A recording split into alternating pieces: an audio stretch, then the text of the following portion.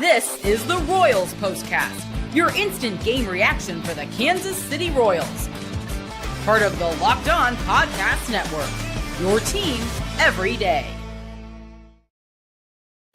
Welcome in to the Royals POSTCAST, your go-to spot for live post-game reaction to every single Royals game this season.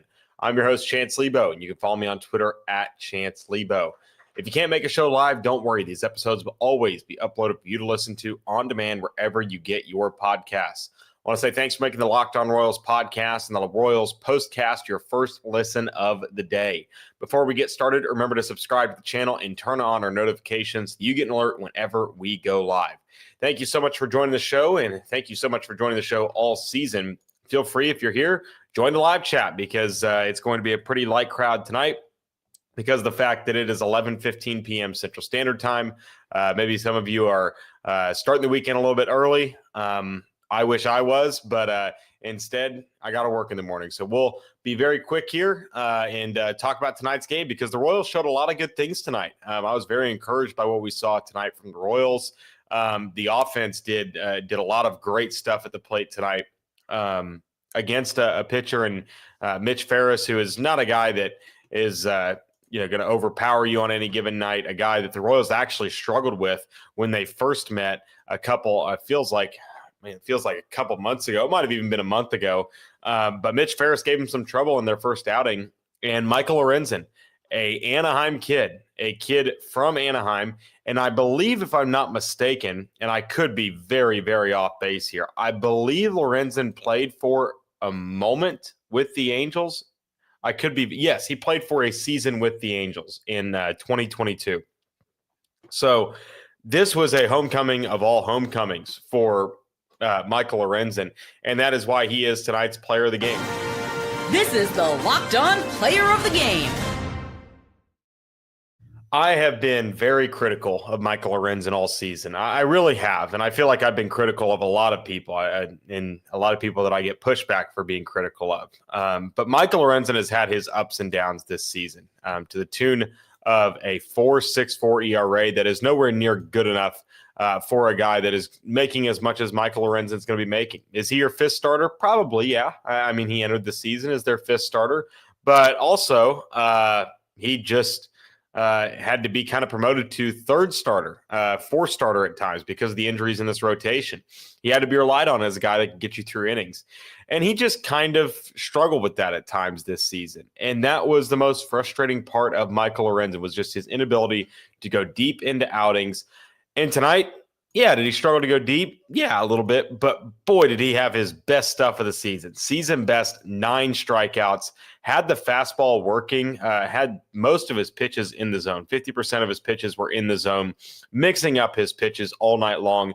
He had the Angels guessing. And I think that, the first inning was very telling what kind of night it was going to be for Michael Lorenzen, because he comes out early and strikes out the side in the first inning, strikes them all out looking.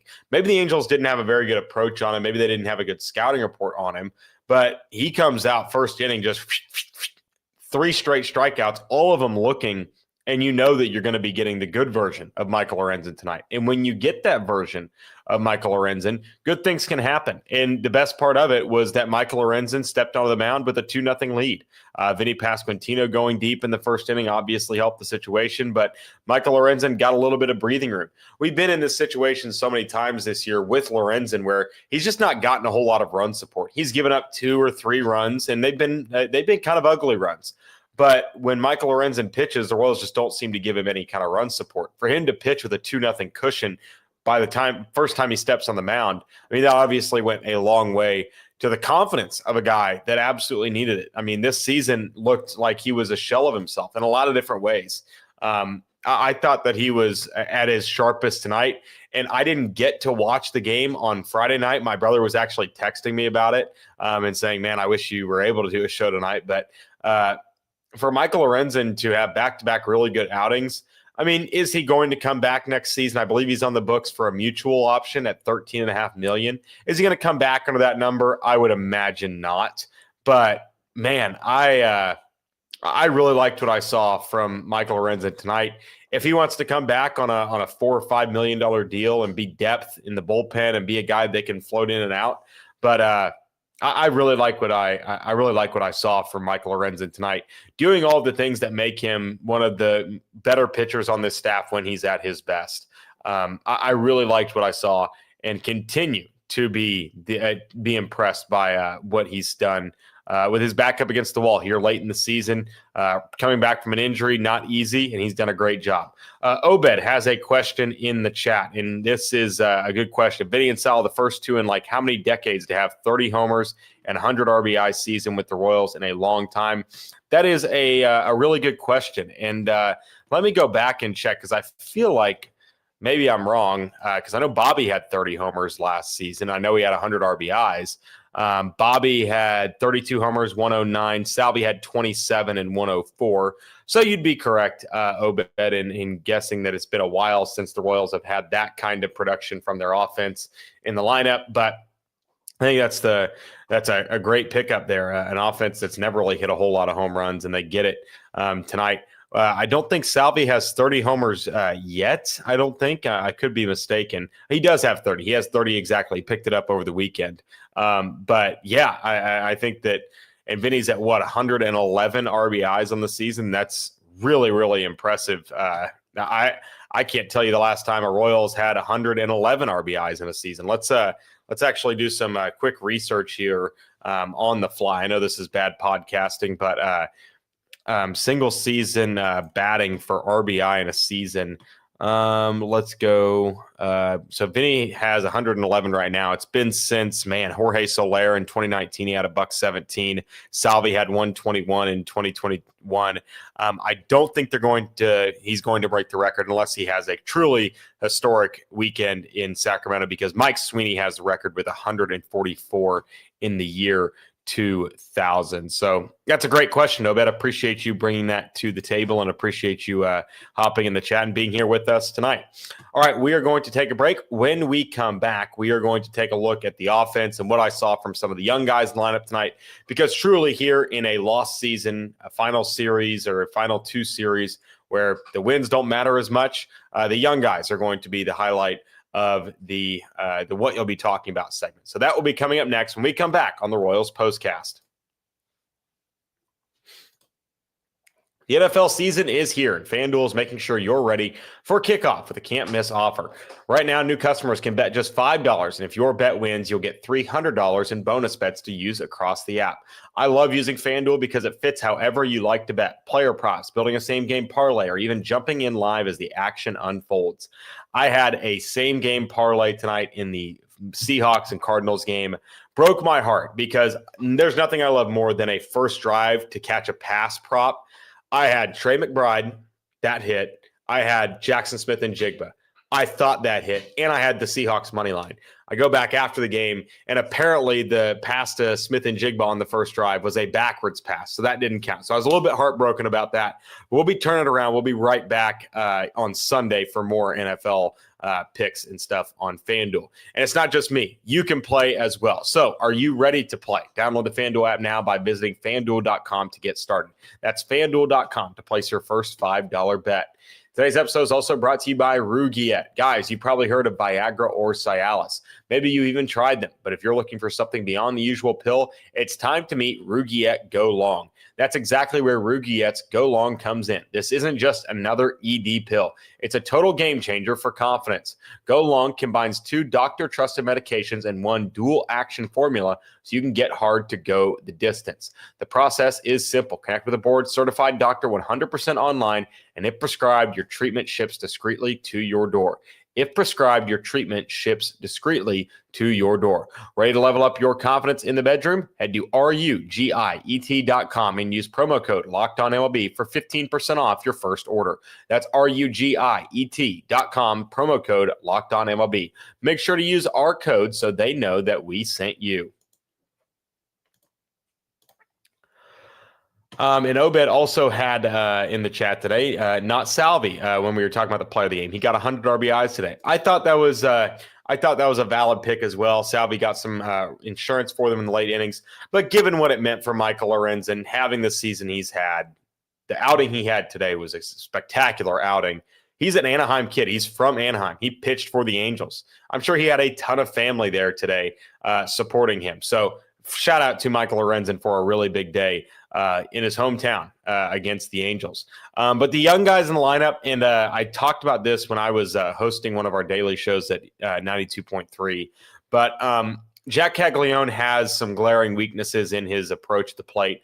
I didn't think Carter Jensen had a bad game at the plate. He had a couple of hard hit balls.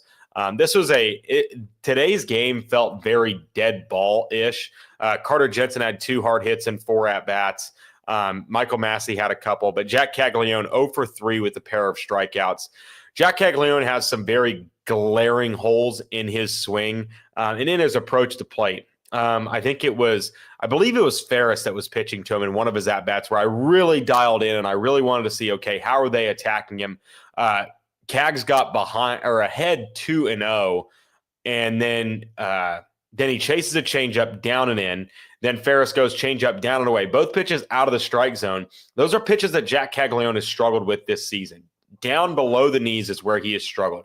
The pitchers have gotten him with changeups and sliders at his back foot and on the outside part of the plate, diving away from him. They've gotten him on that so many times this season. And then they change up the eye level. They have him looking down, down, down, and then he throws a fastball up and away, and he swings and misses at it. That was one of his 2 strikeouts tonight, and it's one of the big concerns I have when it comes to Jack Caglione. Just his failure to adjust right now at the big league level. It is something where if you look at his baseball savant page and you look at his hot zones and where he's swinging and and missing, Jack Caglione, balls below his knee, it's not good. It's not good for him. And that's my biggest concern for him. Carter Jensen, man, keep doing what you're doing. I love me some Carter Jensen. I thought he was really good behind the plate tonight. I thought he stole 5 or 6 strikes for Michael Lorenzen. I think he's going to have a fantastic career with the Royals as a backstop because he is an elite defender behind the plate. And I think that he is going to be a mainstay for the Royals going forward behind the dish.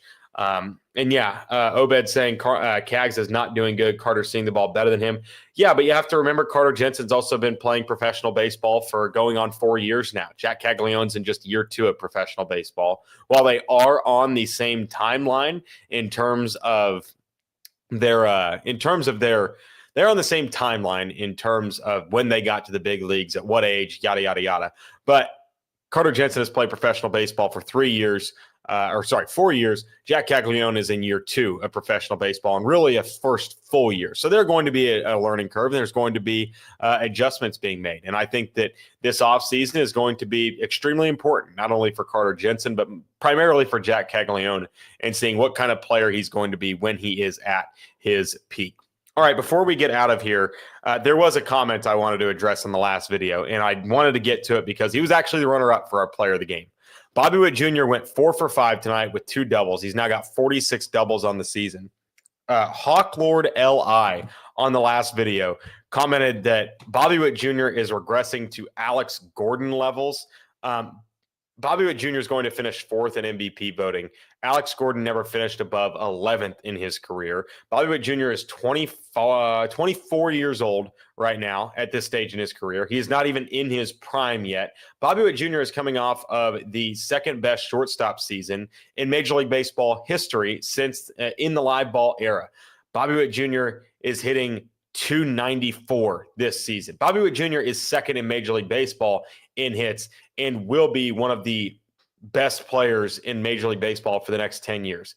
Comparing him in any way whatsoever to Alex Gordon at the late stages of his career is watching an entirely different sport compared to what the average fan is watching. I don't discourage you from commenting. I actually really enjoy the comments and enjoy reading what you guys have in terms of feedback from the game, feedback from the podcast, but that was one take that I just couldn't stomach. I could not get behind that and let that one slide because I don't understand just what games you are watching if you're coming to the conclusion that Bobby Witt Jr.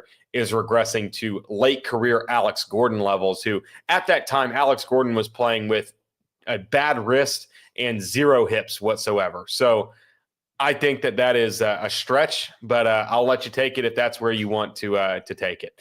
All right, Curtis, appreciate you here. Curtis says, have a good broadcast of high school football tomorrow night, and please tell Jack congratulations. Curtis brings up a great point. Want to update you. Tomorrow night, I will be doing a live show here. I have a high school game to cover, but thanks to it being a 9 o'clock first pitch in Sacramento, I still will be able to get you guys a postcast. It'll just be, I'll probably have watched maybe 5 or 6 innings of the actual game and get some kind of feedback from social media, scout the box score, etc. Saturday will not be a show. I am going down to Jack's wedding. Like I said, if you have a problem with that, take it up with the missus. And then on Sunday, I will be having a show. And that one, like you guys have requested before, we will kind of open it up. It'll be a longer show. We'll have some kind of mailbag-ish questions regarding the offseason. And then I'm off to hibernation. I will be off until April, and we'll see you guys then. But heading into the final series of the season, really appreciate you guys being here with us. I believe this is coming up on episode number 100 of the Royals Postcast. So appreciate you guys for being locked in the entire way. We will see you guys tomorrow night for another edition of the Royals Postcast.